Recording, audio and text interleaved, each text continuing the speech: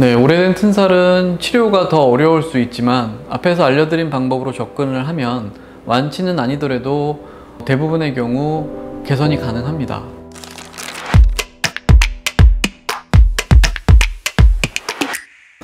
안녕하세요. 피부과 전문의 윤성환 원장입니다. 오늘은 피부 증상 중에서 트는 살, 터지는 살, 튼살에 대하여 이야기를 해보도록 하겠습니다. 튼살은 영어로 스트레치 마크, 늘어난 자국입니다. 피부가 늘어나면서 발생한 일종의 흉터인데요. 피부는 신축성이 있어서 어느 정도는 늘어나지만 일정 한도 이상으로 늘어날 수는 없다 보니 과도한 늘어남 또는 확장에 대응하고 남은 자국이 튼살입니다. 딱히 통증이나 자극감 같은 증상이 없고 심각한 건강상의 문제인 경우도 많지 않다 보니 대부분 많이 진행된 이후에 병원을 찾게 되시는데요. 보통 진행 단계에 따라서 붉은 튼살과 하얀 튼살로 구분합니다. 다른 피부 증상의 진행 과정과 유사하게 튼살의 진행 초기에는 붉은 튼살이, 그리고 어느 정도 진행되어 더 이상 진행하지 않을 때 더 깊고 넓은 하얀 튼살로 고착화된다고 보는 것이 좋습니다. 원장님, 혹시 튼살은 왜 생기나요? 네, 튼살의 정확한 원인은 아직 모두 밝혀지진 않았지만 급격한 성장과 체중 증가, 그리고 임신을 포함한 물리적인 피부의 확장, 부신 피질 호르몬의 변화, 유전, 그리고 장기간의 스테로이드제 연고 사용, 쿠싱 증후군과 같은 특정 피부 질환이나 상태 등의 여러 요인들이 복합적으로 작용하여 진피 내 콜라겐 섬유가 약화되어 발생한다고 보고 있습니다. 보통 무릎 앞 또는 뒤, 허벅지, 배, 엉덩이, 가슴, 겨드랑이 등에 잘 발생합니다. 튼살 크림 같이 관리 제품에 효과가 실제로 있을까요? 네, 시중에 판매하는 튼살 크림은 대부분 주된 보습 성분과 일부의 히알루론산 또는 센탈라 아시아타카 등의 재생 성분을 추가한 게 많습니다. 피부에 수분을 보충하고 탄력 유지에 도움을 주는 데 목적이 있다고 보시면 되는데, 튼살이라는 게 진피층에 있는 콜라겐 섬유가 한도 이상으로 늘어나면서 생기는 일종의 손상이기 때문에 수분 보충과 탄력 케어만으로는 콜라겐 섬유 손상을 멈추거나 회복시키기는 어렵다고 생각합니다. 그래서 발생 전, 임신의 경우는 예상이 가능하겠죠? 이런 경우나 아주 초기 붉은 튼살 단계, 즉 발생 초기에 제한적으로 사용하는 것을 추천하고 있습니다. 원장님, 그럼 튼살 관리 방법이 따로 있을까요? 네, 튼살이 나타날 수 있는 대표적인 시기가 우선 성장기, 임신기간, 체중이 급격하게 증가할 때로 크게 있겠죠? 관리와 예방 방법에 대해 안내를 드리자면, 먼저 급격한 성장기에는 무릎, 허벅지, 겨드랑이 등에서 튼살이 발생하기 쉽습니다. 균형 잡힌 식사와 적절한 운동을 통해 체중 변화를 최소화할 수 있도록 부모님들께서 신경을 써주셔야 하고요. 본인도 평소에 튼살 부위와 주변에 피부 보습제를 사용하여 피부의 수분을 유지하면 이 시기에는 효과적입니다. 그리고 임신 중에는 배, 허벅지, 팔뚝 등의 부위에 튼살이 발생할 가능성이 높습니다. 아마 대부분 하고 계시겠지만 징후가 보이지 않더라도 미리 임신 초기부터 보습제를 꾸준히 사용해 주시는 게 좋은데, 1, 2개월은 넘어가셔도 괜찮고 임신 중기 이후에 배가 갑자기 볼록해지면서 튼살이 아래쪽으로 생기는 경우가 많습니다. 이게 잘 안 보여서 놓치는 경우가 있을 수 있습니다. 그래서 첫 3개월 이후부터는 보습제 튼살 크림을 미리 준비해 두셨다가 사용하시면 좋겠습니다. 그리고 급격한 체중 증가 시에는 적절한 운동 및 식이 조절을 통해 서서히 체중을 늘리거나 늘지 않도록 조절하는 것이 필요합니다.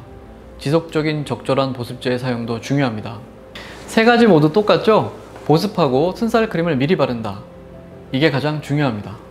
원장님, 그러면 진행이 많이 된 다음엔 혹시 병원에서는 어떻게 치료가 가능할까요? 네, 저희 피부과에서는 꺼지고 약해진 진피층과 콜라겐 섬유, 탄력 섬유를 회복시키는 방법으로 접근하여 치료를 하고 있는데요. 먼저 초기 단계 붉은 튼살일 때는 혈관 레이저인 V빔 퍼펙타를 통해 붉은 자국을 약화시킵니다. 그리고 마이크로 니들링 고주파 시술을 통해 진피층을 자극하여 회복을 유도합니다. 붉은 단계임에도 꺼진 부위가 깊고 넓은 경우도 있는데, 이때는 꺼진 부위에 필러 또는 콜라겐 자극 물질을 주사하여 회복시킵니다.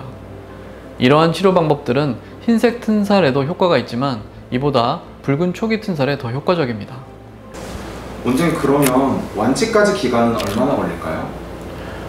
치료 후 완치까지의 기간은 개인의 피부 상태와 치료 방법에 따라 다르지만 일반적으로 수주에서 수개월까지도 걸릴 수 있습니다.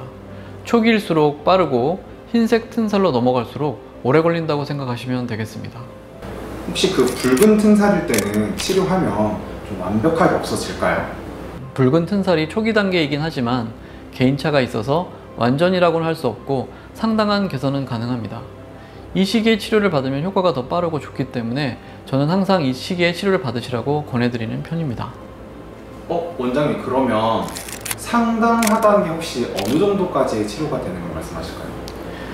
네, 항상 그 상당하다라는 표현이 조금 애매할 수 있는데요. 보통 붉은 튼살 시기에 치료를 하게 되면 붉은 색소 치료의 주 목적이 있습니다. 그리고 붉은색이 빠지면 그 꺼진 부분이 남는데요. 그 꺼진 부분을 최대한 그 마이크로 니들링 RF 시술이거나 필러 시술 같은 거를 통해서 회복을 시키려고 노력을 하는 겁니다. 그렇게 되면 완전히는 아니지만 약간 얇은 줄 같은 선이 남는 정도로 보시기에는 티가 안 날 정도로 신경이 쓰이지 않을 정도로 결과가 나온다고 설명을 드리고 있습니다. 원장, 혹시 그러면 오래된 튼살, 이제 흰색 튼살, 하얀 튼살도 완벽하게 좀 치료가 가능할까요? 네, 오래된 튼살은 치료가 더 어려울 수 있지만 앞에서 알려드린 방법으로 접근을 하면 완치는 아니더라도 대부분의 경우 개선이 가능합니다. 사람마다 차이는 있겠지만 일반적인 시선에서 흉하다고 느끼지 않을 정도로는 개선된다고 생각하시면 되겠습니다. 그러면 아까 그 붉은 튼살 치료하신 것처럼 실금 정도 남는다고 생각하면 될까요? 실금 정도는 아니고요. 예, 어느 정도 페인 정도가 눈에 띄는데 그 깊이나 넓이가 좁아진다고 보시면 되겠습니다. 그럼 진짜로 딱 그 흉하지 않을 정도로만 딱 남는다고 생각하면 될까요? 예, 맞습니다. 그래서 치료를 하다 보면 좀 더 치료를 받으면 더 좋아질 수 있겠지만 어느 정도 좋아지기 때문에 많은 분들이 이 정도면 괜찮다고 싶어서 그만두는 경우가 많습니다. 그래서 제 생각에는 만족도가 있다고 생각을 합니다. 원장님, 그러면 혹시 비용이랑 치료 기간은 어느 정도나 될까요? 네, 먼저 비용 부분에 대해서 설명을 드리자면 튼살이 증상이 너무 다양하게 나타나기 때문에 비용을 딱 집어서 말씀드리기가 어렵습니다. 튼살이 요만큼만 나타나는 경우도 있고요. 배나 허벅지 전체를 차지하는 경우도 있습니다. 그런 경우는 시술 시간도 길어지고 그렇기 때문에 시술의 비용은 시술의 범위에 따라 달라진다고 보고 있습니다. 그래서 필요하신 경우는 꼭 전문의 선생님께 진료를 받으시고 상담을 받아보시는 게 좋겠습니다. 붉은 튼살은 앞에서 말씀드린 대로 수주에서 수개월 정도 걸릴 수 있고요. 흰색 튼살은 조금 더 시간이 길어지기 때문에 6개월, 최소 6개월에서 1년 이상 보시고 치료를 시작하시면 좋겠습니다. 지금까지 튼살의 예방법, 튼살의 치료법에 대해서 이야기를 나눠봤습니다. 결론적으로 보습제와 튼살 크림은 완벽한 예방은 안 되겠지만 초기 튼살에 효과적일 수 있습니다. 이미 진행된 경우라면 튼살의 상태와 정도에 따라서 치료 방법이 달라질 수 있기 때문에 전문의의 상담을 통해서 치료를 받아보시면 좋겠습니다. 지금까지 튼살에 대하여 이야기를 나눠봤습니다. 도움이 되셨다면 좋겠습니다. 다음에도 도움이 되는 내용으로 다시 찾아뵙겠습니다. 감사합니다. 피부과 전문의 윤성환이었습니다.